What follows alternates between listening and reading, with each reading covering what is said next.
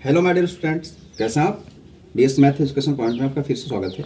आज हम एक नए टॉपिक के साथ ब्याज ब्याज पर आज चर्चा करेंगे, जो बहुत ही इंपॉर्टेंट है, अपने दैनिक जीवन में भी है और एग्जाम के लिए भी बहुत इंपॉर्टेंट है। इस पर हमेशा क्वेश्चन आते हैं। ब्याज होता क्या है? मूलधन पर लिया गया या दिया गया अतिरिक्त धन। जैसे आप किसी को कुछ पैसे दे रहे हैं या बैंक से पैसे ले रहे हैं या बैंक में जमा करें तो आपको अतिरिक्त धन मिलता है, ब्याज है। यह दो तरह का होता है, एक साधारण ब्याज होता है और एक चक्रवृद्धि ब्याज होता है। साधारण ब्याज का मतलब क्या हुआ है कि दी गई निश्चित राशि पर निश्चित दर से निश्चित समय अवधि के दौरान अतिरिक्त राशि। इसे निकालने के लिए एक फार्मूला का यूज किया जाता है, simple interest is equal to P into R into T by 100। इसका अर्थ ये हुआ कि simple interest principal into rate into time upon 100। यहाँ टाइम का मतलब समय की अवधि से है, यह मंथ भी हो सकता है और एनुअल भी हो सकता है, दिन का भी हो सकता है। यहाँ पर कुछ भी रखा जा सकता है। उसी चक्रवृद्धि ब्याज पर भी यही सिस्टम चलता है, लेकिन सिंपल इंटरेस्ट में केवल ये फर्क है कि जो रेट चलता है वह एक ही बार केवल मूलधन पर लगता है। आज हम इसी पर चर्चा करेंगे, यह आया कहाँ से। इसके लिए उदाहरण के तौर पर हम आपको इसका निगमन करेंगे। जैसे बिल्कुल सरल तरीके से समझें, माना आपने किसी को 100 रुपये उधार दिए और आपने कहा कि इसकी दर जो होगी 10% वार्षिक होगी, यानी कि जब 1 साल हो जाएगा तो आप 100 रुपये का 10 रुपये ले लेंगे, फिर अगले साल। तो यहाँ पर ऐसे देखें कि 1 वर्ष का ब्याज आपको कितना चाहिए? 100 रुपये का 10%, यानी कि 100 गुणे 10/100 1 वर्ष के लिए। फिर यही आप 2 वर्ष का अगर निकालते हैं तो 2 वर्ष के लिए 2 वर्ष का ब्याज कैसे निकालेंगे?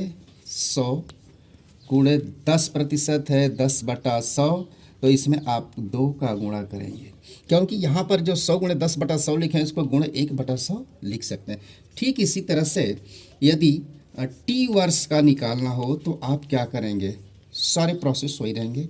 100 गुणे 10 गुणे टी बाई 100, यानी कि यह आर है, यह आपका मूलधन था, मूलधन प्रिंसिपल पी और रेट आर है और टाइम टी अपॉन 100। फिर अब एक ही आपको याद करना है कि सिंपल इंटरेस्ट पीआरटी बाई 100 होता है। तो कभी भी ये भूल नहीं करना है कि इसके लिए अलग से याद करेंगे कि टाइम का क्या होगा, रेट का क्या होगा, प्रिंसिपल का क्या होगा, कभी नहीं। तो एक फार्मूला से आप सब निकल सकते हैं। सारे मान को इसमें रखिए जो अननोन क्वांटिटी, और टाइम है 3 साल।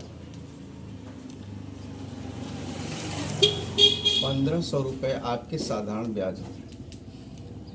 मिश्र धन कैसे निकलता है? ए इज इक्वल टू प्रिंसिपल में अतिरिक्त धन को, यानी कि सिंपल इंटरेस्ट को ऐड कर दीजिए। तो 5000 रुपये आपके मूलधन थे, इसमें 1500 रुपये आपने ऐड कर दिया, तो आपको 6500 रुपये मिश्र धन के रूप में मिलेंगे।